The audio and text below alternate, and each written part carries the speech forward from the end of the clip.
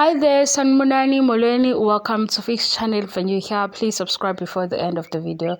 If returning, thank you for love and support. I appreciate you. Uthando Nes'thembu, show engikhuluma ngayo i-reality show, i-family reality show, because kuvela umndeni wakamseleku ohlala eMzumbe kwenye ingxenye yaKwaZulu Natal. Ngizoyisho lento because kufanele ukuthi ngisho. La uFix SA i-YouTube channel, i-platform le ongayisebenzisa noma ngaluphi uhlobo othanda ngalo. Mina-ke ngenza ama-TV show reviews. Mangikhuluma nge-TV show, ngikhuluma ngabantu abavela ku-TV show. Noma yini engihlaziyayo esihlaziwa yimi, because mawuthi that is your opinion, vele kukhuluma mina, kusho mina. Okushiwo yibona ngizosho ukuthi bakhulume bathini, mina ngithini, ngi-eda ukuthini. Angilindelanga ukuthi vele khona abantu abazozwa yonke into engishoyo every time makuvela i-review or kuvela i-video. But angizukuma ukwenza i-video because ngiyazi ukuthi umbono wami uphikiswa abantu abaningi. Cha, angiqalanga nge-YouTube channel ngiqalela ukuthi kuyona yonke into engizoyisho abantu bazohambisana nami, bevume into engishoyo. Imbono iyaphambana, yinto ejwayelekile leyo, yinto enormal. Engingakuthandi abantu abazongiqinela.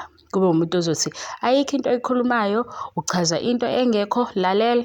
Mangibuka leya TV show ngiyibuka ngawami amehlo. And awami amehlo ayanginika lento engisuke ngiyibuka.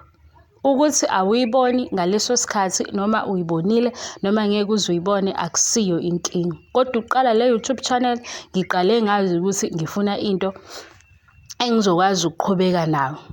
Njengamanje ngoba sengifikile ku-20 subscribers, angifikanga nabantu ababevumelana nami.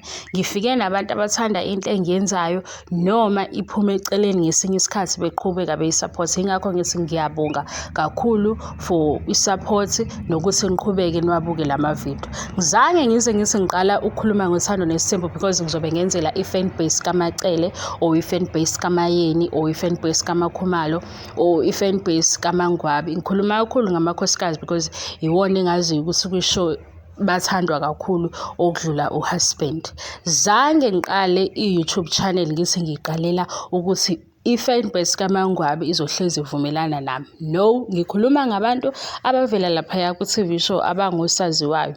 Imibono engiyibukayo enye isuka kimi, enye ngiyithola la ku-social media. Mase ngiyasho ukuthi ku-social media bathini, mina ngithini, kwishow bathini, ihamba lapho.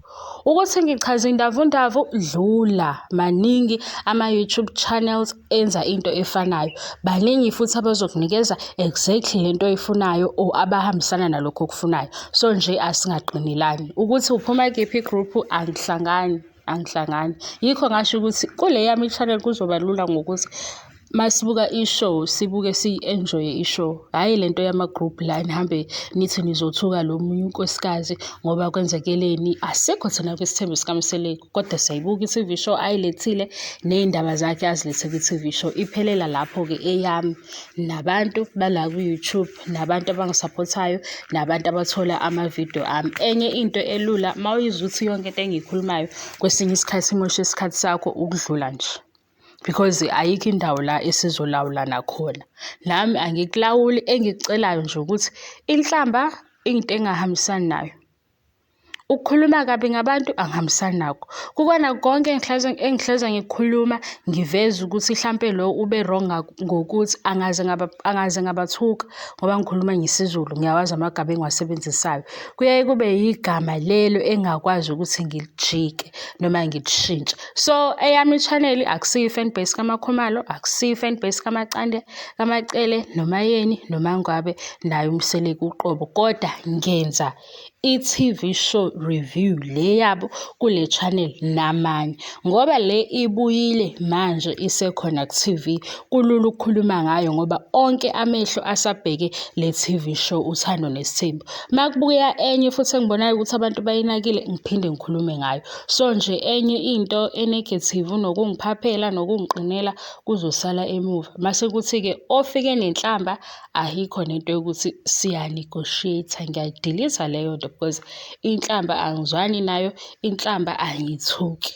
Ngakwenza kubantu bamaskandi ngabona ukuthi hayi vele angivele ngishiye ukukhuluma ngomaskandi ngoba le yenhlamba shuthi language abantu abathanda umaskandi online abakwenzayo, hhayi abasapotha umaskandi, because abantu abasapotha umaskandi labo uzobathola begcwele eMoses Mabhida makunomcimbi womaskandi. Kodwa uma sizokhuluma ngama-artist la ku-social media noma ubani uzongena athuke inhlamba ngoba yinto abayenzayo vele, bayenza ngisho kubo abaculi bamaskandi. So angilindelanga-ke into efanayo uma sengizokhuluma nge-TV show.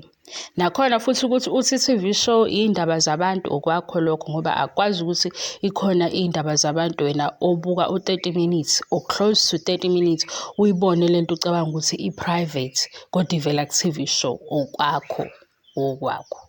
So nje mina ayi ningangiqinile. Mawubona ngathi nje into engiyishoyo ayithi shu dlula, iyeke ungayibuki ividiyo, because angikwazi ukuphendula leyo nto efana naleyo, nokuthi yeka ungasichazi ayibo.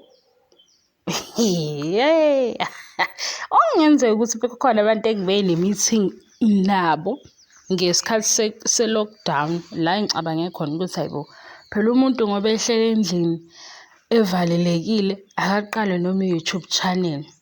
Shuthi sithe siba ne-meeting nalo muntu or nalabantu ngoba yibo phela abazokwazi ukuthi fix yeka ungayeki, ngoba phela shuthi mina nga-addressa labantu, ngakhuluma nabo, ngabatshela ngathi niyayibona ukuthi i-lockdown izosisanganisa. Ukuze i-lockdown ingasisanganisi-ke asingeneni la ku-YouTube kube khona nje indawo yokuthi sikhuluma into ethile noma ngabe wenzani ube busy. Manje labantu angazi-ke noma-ke kulento esayikhuluma ngesikhathi sinale meeting nabo sekukhona la ngiphambuka khona kwizinto engabathembisa zona, angazi. Kodwa-ke ningeza mawukuthi saba nayo leyo meeting, ngoba le ye-YouTube ngiqaliswe nje ukuba sendlini nge-lockdown, ngibona ukuthi hayibo ngeke.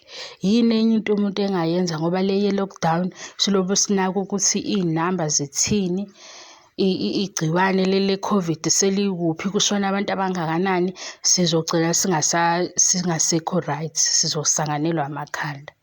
Ngayenza-ke yenzeka, ngayenza ividiyo yokuqala, no eyesibili la engabona khona ukuthi hawu Uthando Nes'thembu shuthi isho engakwazi ukukhuluma ngayo. Nakhona abantu abasho ukuthi hayibo cha siyithanda-ke indlela okuchaze ngayo, kwabona lapho ukuthi if abantu beyizwa lento angiqhubeke.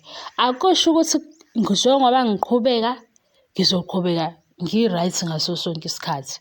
Khona esinye isikhathi engizoshaya khona eceleni, kodwa at least i-comment ethi la uyishaya eceleni ngiyayizwa. Le ezothi usichazela into engekho, yeka ukukhuluma iy'ndaba zabantu, nomunye ethi udoti wena ngoba uthi ifemeli kanjani. Yibo ngixakwe mina ukuthi ngikhuluma ngabantu baseMzumbe nje. Laba engikhuluma ngayo bakaMseleku lona-ke ubani, ngoba phela ukube ukhona lapha kwisho naye ngabe siyamazi futhi ngabe uyingxenye yalento engiyikhulumayo ngoba phela naye ukhona kwi-TV show. Manje le yokuthi nina nidiniwe ngendaba yamakhosikazi ngoba nani nikhona kulesi sithembu sikaMseleku, mina phela anginazi-ke mina anginazi, ngazi laba abawu-4 nowesi-5 esingakamboni. So nje hhayi nizongimela mangibona ukuthi asizwani, ngoba ikhona lento yokuthi ezinye izinto ezi-negative zidonsa ezinye, nama-comments a-negative a-create amanye, ngoba phela omunye uzofika ayikhulume lento yakhe ebhedayo, sebebaningi abakhulumayo bayamlandela, sebecabanga ukuthi lama-group pages abo lama-fan group abo i-YouTube channel yami le engikhuluma ngento oyibukile nami esiyibukile, kuwukuthi indlela engiyibuke ngayo ayifani neyakho ngoba nami angifani nawe, njengoba nje nizongitshela uma ngikhuluma ngabo amakhosikazi akwesithembu ukuthi abafani, as if ngishilo ukuthi abafani, as if ngishilo ukuthi bayafana, uphinde futhi uthi that is your opinion. Manje uyisholani into esobala vele ngoba kukhuluma mina phela? Kuzoba i-opinion kanjani yakho ibishiwe yimina?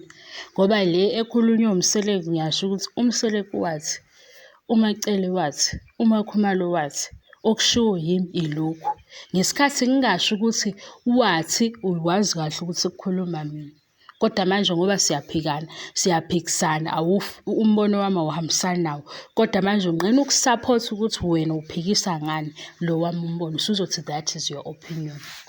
Nami ngiyibambe lapho ngithi bakhona ababenza ama-debates ko-high school ko-primary.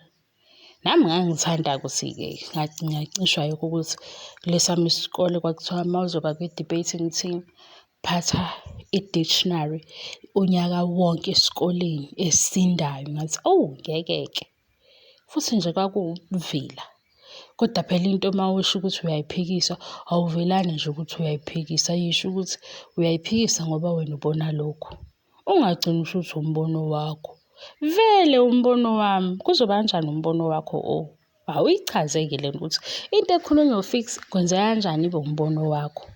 Ngoba vele umbono wami kuwukuthi le ephume egruphini elithile ngoba sengiyikhethile ukuthi ake ngikhulume ngale nto, ngi-correct-ele abantu masikhona isidingo. Ngiyasho ukuthi ama-friends kabani or igroup kabani usuyazi ukuthi lokhu ngikuthathe egruphini.